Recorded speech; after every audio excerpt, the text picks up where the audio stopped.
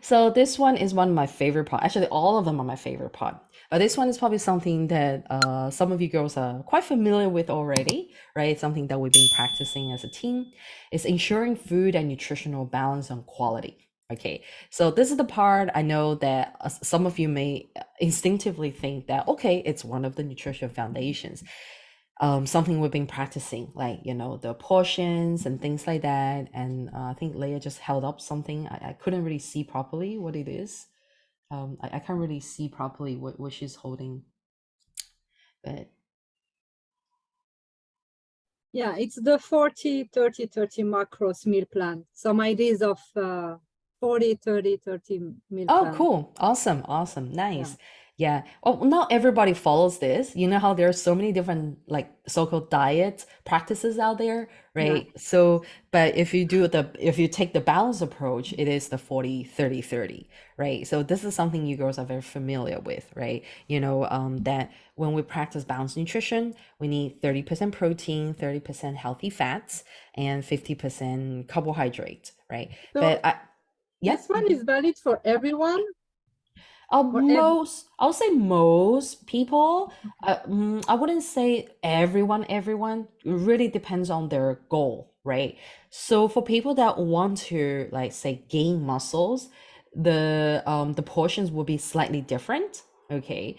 But also at the same time, okay, I will be looking at their existing, okay, for people like they say they want to gain weight, right? I will also be looking at their existing eating habits as well, right? So if their existing eating habit is like very not balanced, right, eating whatever, then I would actually get them to start with this one first, because this is the foundation, right? So I'll be like, you know what, let's start practicing 40-30-30 first, okay? And so that your body will you will get used to the foundation, right? We need you to master the foundation skill first, and then we can make changes. Then we can probably shift it to, like, I don't know, a little bit more protein or a little bit more carbs, depending on the person's situation, right? And of course, a lot of you girls have also experienced learn about like certain calculations, like calculating macros and things like that. And at the beginning of today's lesson, I mentioned that because our focus here is, like us, moms, right? And we are busy, right? And a lot of women and moms are busy. So it is actually not realistic to take the approach where we count macros and count calories, right, for whichever goal, right? Unless, we're talking about working with like moms that their kids are really grown up already, they have all the time in the world and they want to take, a different approach than like the approach that we are learning right here, which doesn't actually require you to like always taking on an app or writing down how many grams of whatever, like, macros and counting calories, which I actually don't suggest for most moms and most women, right? Because it's only going to make us more stressful, right? So, but, based on my experience, when you can practice this one, like skill number two, knowing and being aware of, your protein, your macro, your protein, healthy fats, and carbohydrate portion for the day. But also, like the second chart on the right, you can see I've got like the hand guide there, right? Knowing like how much of like each kind of like food type we're eating. This is already a great start, and I think this is something that fundamentally can be something that will stick with us for a long time without kind of like, because with calculations I'll always have to like refer back, because I'm not good at remembering numbers to be honest. I always have to like maybe carry that piece of paper with me, or like if I don't practice for a while, right, like the we have to, scale, the, yeah, we the, have, the scale exactly. to measure to weight the food, the scale. Yeah, yeah, And exactly. Right? Like we can't always carry that with me, or, whip out the phone and do this. Because maybe it's something we can do for a few days, but, like when we're out and about or when we just carry on with our life, it's not realistic to always do that. And even like, calculation also referring to like, the body weight times how many things, like I don't remember that. Honestly, like I have the information, it's in my textbook, it's in my computer phone somewhere, but I can't remember that. However, with this essential skill here, I will always remember, right? So this is why I'm like, you know what, all the moms, all the women need to know this, because, like time and time again, every day I hear about how many moms just don't have time to eat, don't have time to eat properly. And, lots of moms have complained about, not feeling good in the body, health wise and size wise and everything, right? So a lot of it really has to do with just the lack of time, right? The lack of like even just the knowledge and awareness of like how to go about helping yourself, put together a healthy meal. And it doesn't have to be complicated, right? So, us as, moms, busy moms ourselves, and also as wellness coaches, how can we go about this, right? So, apart from teaching the 40-30-30, right, it's also about, oh, sorry, before I move on, I just want to mention that for carbohydrates, right, it's better if we focus on slower digesting and higher fiber carbs. So things like whole grains and, like certain like things like quinoa, rather than like refined carbs, those are, the better choices, right? So when we can explain that to, when we help other moms, when we show them examples and explain that to them, like it paints a better picture, right?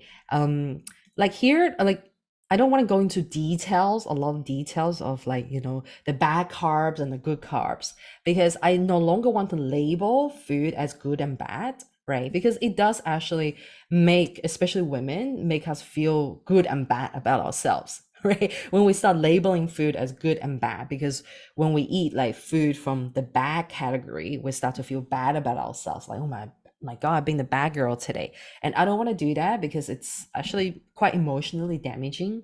So we can only kind of like, put food into categories as like more healthy for your body, eat more of this and eat less of that, right? It's not going to kill you, right? The unhealthy food, if you eat small doses of those, they're not going to kill you. But if you eat a lot of them, they may, right? So if you eat a little bit socially, whatever, whenever, occasionally, it's okay, right? Just know that you're not a bad girl if you eat from the categories where there's like lots of sugar, candy, whatever, right? You are just being human. Yeah. And so what was I gonna say? Yeah. So on the right hand side, right? I'm gonna jump into it in a second. Because we're talking about the practices, right? It may seem like a lot of like foundational practices we need to do for skill number 2, but that's okay because all of you girls can choose to pick one area, right? Like my intention for everyone each week is to pick like one new thing, one new skill, one new thing to implement. You don't have to implement everything all at once, right? Like it won't be possible to implement everything. But if you want to do one thing like imperfectly perfect, then just do one thing, right? So the first practice, I already got into it, got into talking about it, is the balanced nutrition, right? The 40-30-30. And then the second practice is having your healthy breakfast, right? So I know you girls have learned a lot about healthy breakfast with me, so I don't want to repeat it here. But for other moms, I will put in a supplementary resource, like a document, plus the videos I made before to explain why having breakfast is so important for your body, and why we are practice with a Herbalife breakfast routine doing the aloe tea and shake. Why in that order? Why? So basically I've just put down that the shake that we're drinking is already formulated with 30-30-40 in mind, right? A lot of people don't know about this, but when I explain it to them, they're like, that is why you stress about the balanced nutrition, and that is why the nutrition shakes, they're not protein shakes, because they do have protein, but they also have healthy carbohydrates and healthy fats and vitamins and minerals and fiber that our body needs to be a healthy meal, right? So it really takes out the guessing game because it has already everything in the right portion for you, so you don't have to like calculate or anything like that, right? And then lastly, smart hydration as part of your balanced nutrition. I have to mention this because too many moms don't drink enough water. And we're not just talking about like postpartum moms, that they're breastfeeding, their bodies are recovering, but also moms, like, you girls, you've been moms for a long time. You can probably think of times where you are so busy, you just don't drink, right? Or you forget to drink. and then you start to probably experience some symptoms because of dehydration, right? Like migraine is a big one, right? A lot of people have no idea why they get migraines, but most of the time it's really to do with just lack of water, right? Your body really needs hydration. So migraine's a huge one, and also lack of energy, lack of focus. These are all like, lack of hydration symptoms. And like for the moms here that want to lose weight, want to like work on healthier body, shedding off weight, hydration, having good amount, like how much is good? Let's say, aim for 3 liters a day, right? The standard 2.5 if you want, if you're not drinking enough already, 2.5 to 3 liters is the standard, right? You will find that having great amount of plain water in your system can help you so much in, like improving your body weight and improving your overall nutrition, health, and fitness as well, right? So I know it sounds very foundational, but it is foundational. I mean, I have to talk about it because we're talking about foundational things, right? Okay, so the next part is, the colorful chart on the right. We're talking about portion sizing. Okay, so forget about, counting calories and counting macros. This one, actually, if we can master this, getting my hydration in, if we can master this will stay with you forever. Forever. You don't have to like remember it because you'll always need your hand to practice it, right? If you just do it for a few days, you'll remember it. Right, so in your meal plate, standard serving of the protein is basically the thickness of your palm, right? So this is also like foundationally how we should be eating to get the right type of nutrient into your body. Like we're talking about 40, 30, 30, right? Because some of you be like, I don't know how to gauge what is 40, 30, 30. And do I have to calculate? Do I have to what? No, you just need to use your visual gauge, right? So basically this part of your palm, we're talking about not including the fingers, just this part, the thickness. So whatever, however big my palm is and however thick my palm is, if I'm eating like a lean pork chop, if I'm eating chicken breast, beef, steak or something, it will be roughly this size, right? Your own. Don't use someone else's because someone else's hand could be bigger or smaller, right? Use your own, right? So it's just the palm, not the fingers? Not fingers, just the palm. Just the palms. Yeah, just the Just the palm. palm. Okay. Yeah, including figures, it will be very kind of big, actually. Yeah, that's what okay. Yeah, That makes sense. just Okay. the palm part, no fingers, right? And the standard serving of non-starchy vegetables, okay, non-starchy vegetables, things like, they're not like root vegetables, basically, like leafy greens and, broccolis and things like that. Basically, it's the size of your feast, okay? Your whole feast like this, yeah.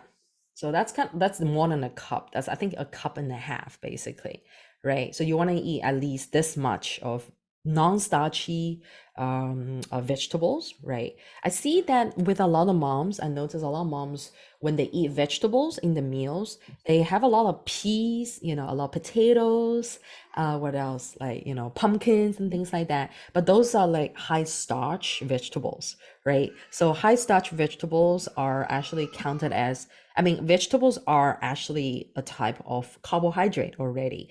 But when they eat high starch vegetables, um, and in like a large quantity, it actually fills up them more. And also, they don't provide the same type of like plant nutrients as like the non-starchy ones, like the dark leafy greens, for example. So, we'll talk about that in a second, like when it comes to like, starchy vegetables, how much we need, right? I don't want to jump straight into the last point. So non-starchy and less sweet fruit, right? So low GI, low sugary fruit is the size of your feast. And then when it comes to healthy fats, it's the size of your thumb, right? So you have a doggy there. So your thumb, the size of your thumb is how much fat you need to have, right? Whether if it's from avocado or from olive oil, from, like what else? Nuts, healthy nuts, right? So just one thumb. We're talking about in one meal, one sitting, right? And then lastly, yes, the cook like carbs, right? Starchy carbs or sweet fruit. It's basically a cup hand. Okay. So like your hand, oh sorry, here, your hand and then cup it, right? right? So this much, basically. Yeah. So it's smaller than the feast. You can see the feast size is bigger, right? So with starchy veg or starchy, yeah, carbs and sweet fruit like mango or banana, for example, just a cup hand. Right. So this is a very easy way to remember, right? Just using your hand. And this is something that we can easily teach other moms to do as well, right? And it will stay with you. You'll always remember when you practice this for a bit and you'll be like, okay, I don't need the sheet of paper. I don't need some apps or scales, right? I just need to remember this. And this will go a long way. Okay. And if we teach it to our kids, right, they're gonna remember it because it's very visual, right? The kids will have like a better eating habits because they learned this too. Okay, and of course, I mentioned this before. We don't have to label food as good or bad, right? The third practice is basically try to eat less of the highly processed, convenient foods, right? Like things like pizza, microwave food, packaged, pastries, baked goods, candy, chips, all these things, like sometimes I'll call it the indulgent food, right? Nutella. Yeah, exactly. Right. We can find lots in our kitchen. But obviously, because I know you girls have been working on nutrition for a long time, and then you're very, what's the word? You're very conscious, like they don't distract you. But when it comes to food like that, right? A lot of moms and women out there are still kind of like they don't really have the control over them, right? So that these foods sitting in the pantry can become a distraction, and it become a psychological distraction a lot of times, right? Like knowing that they're there, they just always kind of like calling for us. Right. I've been there, so I know exactly how it feels. That I remember I was very addicted to chips. So whenever I knew that there is a bag of chips in my pantry, I just always thought about this. I was like thinking about it all day long. I always wanted to make sure that I need to dip my fingers in there some time of the day, right? Like if I don't do it, oh, I haven't done it. I really should do that, right? It's like a little demon. I feel like it was like a little demon, a little devil, in your closet that always calling for you, right? Um, yeah, but these days, as body confident ladies and moms, what we want to practice is not to, make ourselves feel bad about like eating, certain food, like the processed convenient food. But, like I said in the foundational skill number one, right? We need to tune into our body needs. And a lot of times when we eat these processed food is really because of psychological ones, right? Psychologically, we need these foods to feel good, to de-stress and things like that. But combining, the tuning into your body cues and understanding that it is a psychological cue, psychological want, with the fact that we're becoming aware that these foods have no nutrients, like zero to very tiny nutrients for our body, then we know that, they're not doing anything to us. They're not doing anything to our health and wellness, right? We can eat them, but if we eat a lot of them, a lot more than like the healthy nutritious food we need, then we can actually, I mean, we will bear the consequences, right? Like as moms, we need to be healthy, energetic, in the strong fit condition for the family, right? For ourselves and for our kids. So we really can't afford to like damage our body with like the food, like with a huge amount of the food that our body doesn't need a lot of, to to feel sluggish and to feel like, I don't know, yeah, sluggish and not ourselves all the time, right? I mean, that is like my personal take on this. Like, we can enjoy it, here and there, but if it's like 80% of the processed food or packaged microwave food over only 20% of like whole foods and real foods, then that can lead to a huge, like some serious consequences, right? We may end up with like some health issues, like serious health issues. So that is my take on this. I have a question on Mhm. that. Yeah. If someone is really high on this thing, like really going like packaged baked food, candies, chips, um, usually I noticed also like the taste also, because all those things are so salty and Hmm. so Hmm. sugary. Mm-hmm. Then when you start eating healthy food, it doesn't taste anything like. So Mm. what would you suggest, like, to advise for those people to switch? Because usually they say that the change is hard, Mm-hmm. so we can't tell them no, don't eat that at all. But is there any like alternative or any slight like transition to better nutrition? Right. Oh, that's a great question. Yeah. I mean, it happens, right? That, if we suddenly suggest to eat, healthy, then they will find out it has no taste. It's plain, right? Bland. So it's totally understandable because they have been trained, the palate has been trained to be loaded with a lot of artificial, right? Like actually artificial flavoring and artificial things to numb, they're numbed actually a lot of times they're very numbed with those flavors. So when we like, transition into that, I'll say take one step at a time, right? Like we probably have to have a look at which type of food they eat normally, like which processed food they eat a lot, right? And we list it all out, okay, list it out and then see, okay, which ones are like which ones we can start cutting out first, right? Because it's hard to cut everything out and go, okay, all of this junk, let's just clean it all out, right? It's hard to do that because it's going to be like, what? Okay. And they will struggle. They'll probably stop doing the whole healthy, journey with you the second day, right? So you can take a look at everything, which we'll talk about in the next skill, which is preparation and planning, right? When you take a look at the pantry, everything list out or have a visual, take photos of everything that you eat, all the processed stuff, and then see which ones we can start taking out first, right? And then they feel good about it.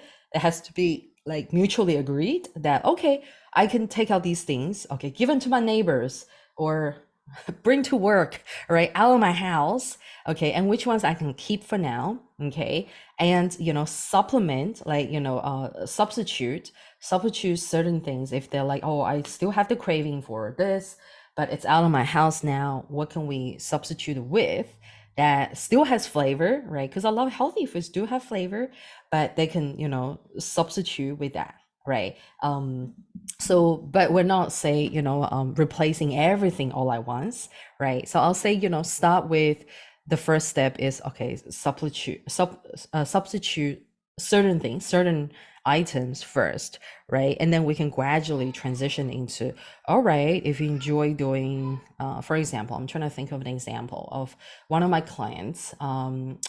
He's American. He loves eating because I know a lot of people in America. Actually, it's a woman. Sorry, not men. Love eating like packaged baked goods or like fried goods. A lot of it's baked goods, right? Packaged. It's already coated in breadcrumbs, right? And you just take it out and bake it, right? And I noticed that this woman has this consistent pattern of eating things like that. So I'm like, okay, I guess she's used to it. But what we can do is instead of just eating like the baked chicken schnitzel with like just like tomato ketchup or fries, why don't we replace the fries? Okay, you keep your chicken schnitzel, but because it is not like high quality protein, but okay, let's keep that for now.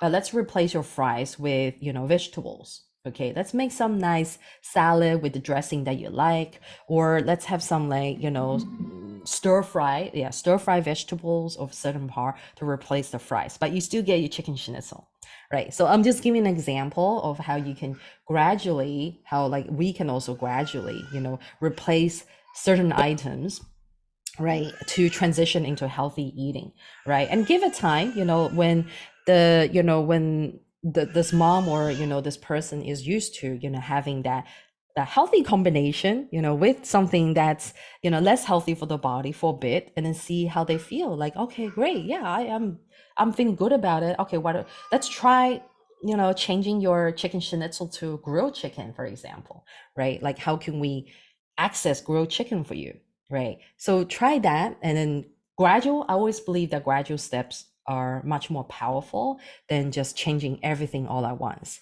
Because it feels good at first, right? Like a big makeover show, like those TV shows where you watch, right? Where they come to your house, do a total overhaul of like cleaning and make over you. But the thing is, it's so drastic, and I really don't know how long it can last, right? So it's okay to keep some, like processed convenient food, but replace some, with a healthy option. And then we can slowly, get there where it could be like maybe 100%, right?